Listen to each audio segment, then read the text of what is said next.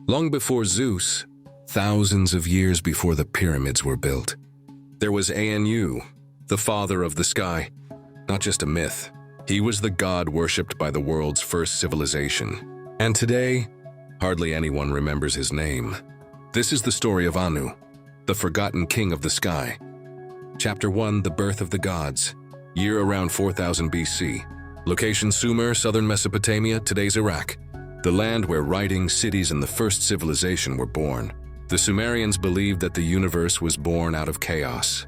The sky and the earth were separated, and at the top of the sky, Anu appeared. He was not just a god, he was the source of divine authority. Even his name means sky. He did not descend among men. He was silent, distant, supreme. Above the world, the watcher, judging. But Anu was not only the ruler of the sky, he was the father of the gods, and his children would shape the order of the universe. Chapter 2, Divine Family. Anu was the father of the gods. Among his offspring were Enlil, god of storms and weather, and Enki, god of water, wisdom, and creation. His daughter was Inanna, goddess of love and war. In later ages, she was called Ishtar. Each ruled a different aspect of the universe. But Anu, he was above everything. Even the gods consulted him. When trouble arose between the gods, or when a king sought divine power, eyes were turned to Anu's throne, the highest point in the sky. So where was Anu worshipped? Where was his throne on earth? The answer was hidden in one of the oldest cities in the world. Chapter 3, City of Anu.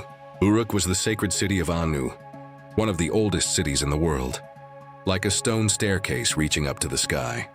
In Uruk, kings ruled by the will of Anu. They derived their power from him. The name of this power, Mi, according to Sumerian belief, a set of sacred rules governing civilization, laws, music, art, kingship. The origin of everything, according to the Sumerians, was Anu. But time protects no god. Like kings, gods can be forgotten. Anu's story slowly faded into the shadows. Chapter 4, The Forgotten God. New civilizations were born. Akkadians, Babylonians, Assyrians. New gods came to the fore. Marduk, Ashur, Baal. Anu gradually faded into the background. He became a symbol. He was still revered, but he was no longer at the center, yet his traces remained. In legends, in stars, and in names, Anunnaki, celestial beings known as the children of Anu. Yes, Anu si Anunnaki, descendants of Anu. Even today, traces of Anu inspire mysterious theories. But was Anu really a god? Or a symbol of a much older memory? Chapter 5, Emtor Memory. Today, some researchers still ask, is Anu just a myth? Or was he a reflection of humanity's first glimpse of the sky? The figure of Anu may have resonated not only in Mesopotamia but also in other ancient civilizations. Gods representing the sky, Ra in Egypt, Uranos in Greece, Dios Pitar in Indian mythology. Could they all be saying the same thing in different languages? Perhaps Anu was an archetype born in our collective unconscious, a reflection of the need for the sky, for the unknown, for order from above.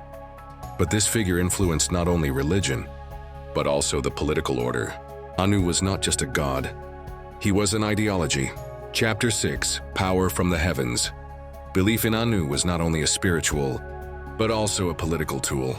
In Sumer, kings were charged with enforcing the sacred laws that Anu called Mi. This was not just about justice. Kingship was a divine duty. The legitimacy of a king depended on his connection to Anu. If you couldn't talk to the gods, you couldn't be king. This understanding developed into a concept that has endured through the centuries. Divine right. Even today, some monarchies are rooted in this belief. God's representative on earth. But over time, this power manifested itself in other ways. Could it be that Anu's legacy lives not only on the thrones of kings, but also in the stars? Chapter 7, Anunnaki and the Stars. Anunnaki, children of Anu. In Sumerian inscriptions, these beings descended from the sky, gave people knowledge and even ruled them. In modern times, some theorists have interpreted these accounts differently.